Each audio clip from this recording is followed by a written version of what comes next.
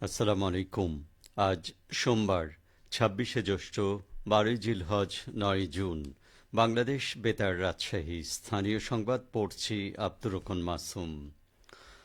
রাজশাহী মহানগরীর পরিচ্ছন্নতা বজায় রাখতে দ্রুত কোরবানির বর্জ্য অপসারণ করা হয়েছে। কোরবানির দিন বেলা 11:30 থেকে পরিচ্ছন্নতা কার্যক্রম শুরু করে সিটি কর্পোরেশনের পরিচ্ছন্নতা বিভাগ। রাশিকের প্রধান পরিচ্ছন্ন কর্মকর্তা জানান, পবিত্র ঈদুল আজহা উদযাপনে কোরবানির স্থান ও জনগণের যাতায়াতের পথ নিরাপদ ও পরিচ্ছন্ন রাখার লক্ষ্যে সিটি কর্পোরেশন নানা কর্মসূচি গ্রহণ করে।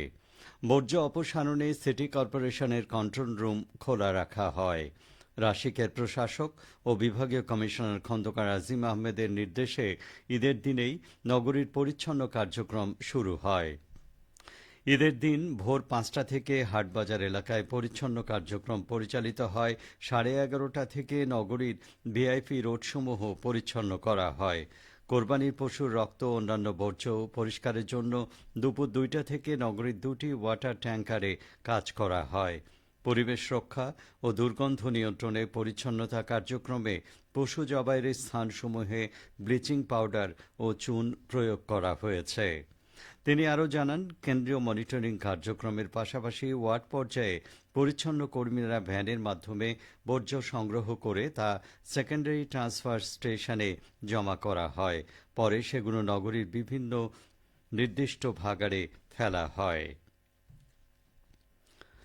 বগুড়ার সারিয়াকান্দির বোহাইল ইউনিয়নের লক্ষ্মীকোলা বাজারে ঈদ পুনর্মিলনী ও আলোচনা সভা গতকাল অনুষ্ঠিত হয়েছে। এতে প্রধান অতিথি ছিলেন বগুড়া ১ আসনের সাবেক জাতীয় সংসদ সদস্য আলহাজ কাজী রফিকুল ইসলাম।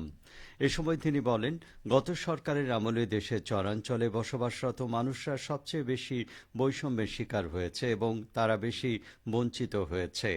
চরে এখনও কোনো উন্নয়নের ছোঁয়া লাগেনি। বিএনপি সরকার গঠন করলে দেশের চরাঞ্চলের মানুষের ভাগ্য উন্নয়নে সবচেয়ে বেশি কাজ করবে। বোহাইল ইউনিয়ন বিএনপি অঙ্গ সহযোগী সংগঠনের আয়োজনে অনুষ্ঠানে বিএনপির নেতাকর্মীরা উপস্থিত ছিলেন।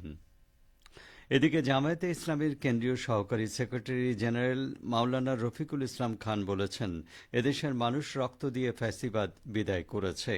এদেশে নতুন করে আর কোনো ফ্যাসিবাদ প্রতিষ্ঠা হতে দেয়া হবে না। গতকাল সিরাজগঞ্জের উল্লাপাড়ায় জামায়াতের ঈদ পুনর্মিলনী অনুষ্ঠানে প্রধান অতিথির বক্তব্যে তিনি একথা বলেন। এ সময় তিনি আরও বলেন, ফ্যাসিবাদ বিরোধী লড়াইয়ে প্রায় ২,০০০ মানুষ নিহত হয়েছে, আহত হয়েছেন প্রায় ৩৫,০০০ মানুষ। অনেকে চোখ হারিয়েছে, পঙ্গুত্ব বরণ করেছেন।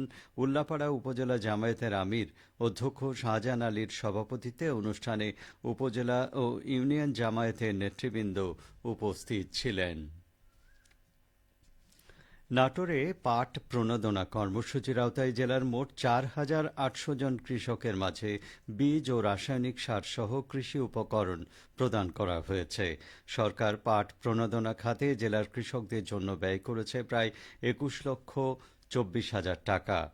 কৃষি সম্প্রসারণ অধিদপ্তর নাটোর জেলা কার্যালয়ের উপপরিচালক মোহাম্মদ হাবিবুল ইসলাম খান জানান, পাট চাষাবাদ সম্প্রসারণের লক্ষ্যে চলতি ২০২৫-২৬ অর্থবছরের পাট প্রণোদনা কর্মসূচির আওতায় জেলার উপকারভোগী কৃষকদের ১ বিঘা করে জমি আবাদে প্রয়োজনীয় ১ কেজি করে বীজ, ৫ কেজি করে ডিএপি ও এমওপি সার বিনামূল্যে প্রদান করা হয়েছে। এসব উপকরণ প্রাপ্তির পর কৃষকরা চাষাবাদ কার্যক্রম জোরদার করেন এবং আবাদি জমি লক্ষ্যমাত্রা অতিক্রম করেছে। চাঁপাইনবাবগঞ্জের গোমস্তাপুরে ইসলামী সাধারণ কুইজ প্রতিযোগিতার পুরস্কার বিতরণ অনুষ্ঠানের আয়োজন করা হয়।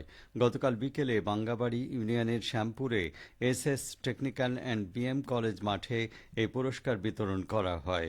ফি সাবিলিল্লাহ উন্মুক্ত পাঠাগার আয়োজিত বার্ষিক কুইজ প্রতিযোগিতায় সভাপতিত্ব করেন রহনপুর পুনর্ভবা মহানন্দা আইডিয়াল কলেজের প্রভাষক ড. মোহাম্মদ মিজানুর রহমান।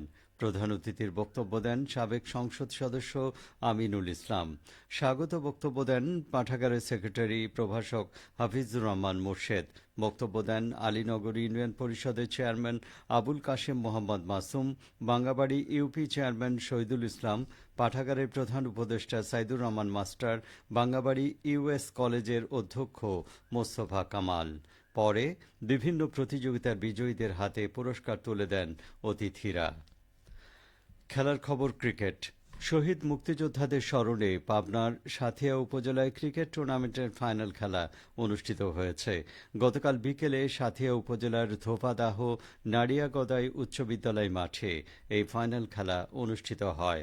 খেলা উদ্বোধন করেন বগুড়া জেলা ট্রাফিক পুলিশের টিআই সালেকুজ্জামান খান।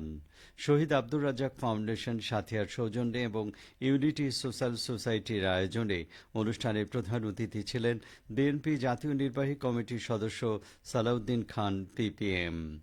উপস্থিত ছিলেন তাঁতি দলের কেন্দ্রীয় কমিটির সাবেক সহসভাপতি হাজী ইউনুস আলী, যুবদল কেন্দ্রীয় নির্বাহী কমিটির সদস্য মাসুদুল হক মাসুদ।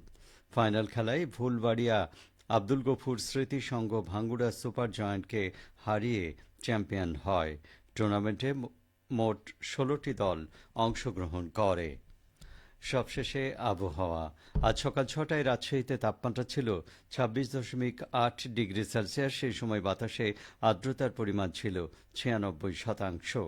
রাজশাহী ও পার্শ্ববর্তী এলাকায় আজ সূর্যোদয় হয়েছে ভোর ৫টা ১৫ মিনিটে, সূর্যাস্ত সন্ধে ৬টা ৫৩ মিনিটে। সংবাদ শেষ হল। আমাদের পরবর্তী স্থানীয় সংবাদ দুপুর ১২টা ১০ মিনিটে।